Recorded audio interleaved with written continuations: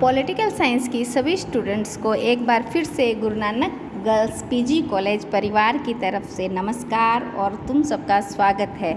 देखिए स्टूडेंट्स, तुम प्रमोट हो चुकी हो, इसके लिए तुम्हें बहुत बहुत बधाई हो। बीए फर्स्ट ईयर से अब तुम्हारा एक स्टेप ऊपर बीए सेकेंड ईयर में तुम आ चुकी हो और पॉलिटिकल साइंस में बीए सेकेंड ईयर में 2 बुक्स तुम्हारे को पढ़नी होगी। देखिए, पहले तो है भारतीय शासन और राजनीति और दूसरा है भारतीय राज्य व्यवस्था के अलावा 5 देशों की राज्य व्यवस्था तुम्हें करनी होगी। देखिए, तुम्हें सबसे पहले जो यूनिट है उसमें ब्रिटेन की राज्य व्यवस्था, फिर अमेरिका की राज्य व्यवस्था, अब ब्रिटेन, अमेरिका, फ्रांस और उसके बाद में चाइना और स्विट्ज़रलैंड, ये 5 देशों के संविधान या 5 देशों की राज्य व्यवस्थाएं तुम्हें इस बुक में पढ़नी होगी। तो टोटल 2 बुक है। एक बुक के अंदर तो तुम्हें भारत की पूरी राज्य व्यवस्था पढ़नी होगी और दूसरी बुक के अंदर हमें ये 5 देशों की राज्य व्यवस्थाएं पढ़नी होगी। तो देखिए, आज की शुरुआत हम पहली यूनिट से करेंगे जो कि है यूके का संविधान। तो यूके का संविधान है। यूके क्या है? सबसे पहले हमारा टॉपिक है कि ग्रेट ब्रिटेन का संविधान हमने पढ़ना है।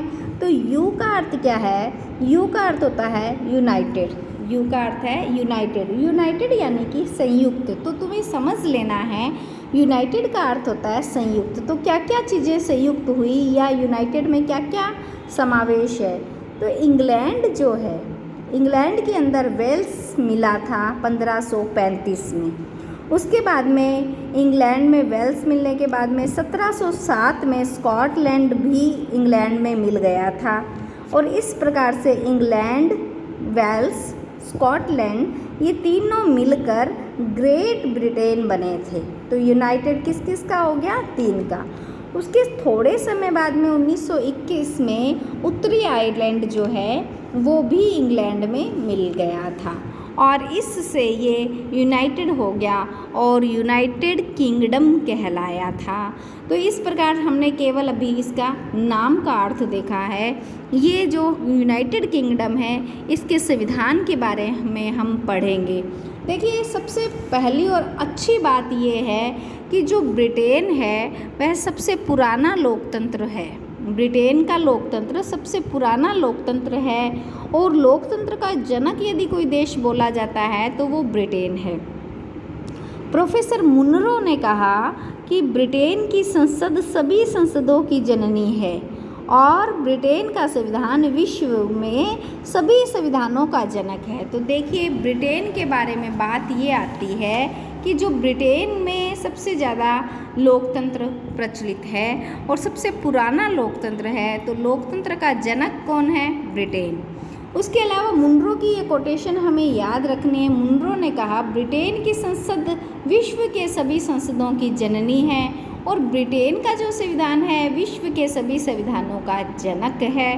तो इस प्रकार देखिए, हमने देखा ब्रिटेन में लोकतंत्र है जो कि विश्व में सबसे पुराना लोकतंत्र है और मुनरो ने इसके बारे में संसदों की जननी ब्रिटेन की संसद के बारे में कहा। अभी देखिए, ब्रिटेन में कैसे है कि वहाँ पे लोकतंत्र है।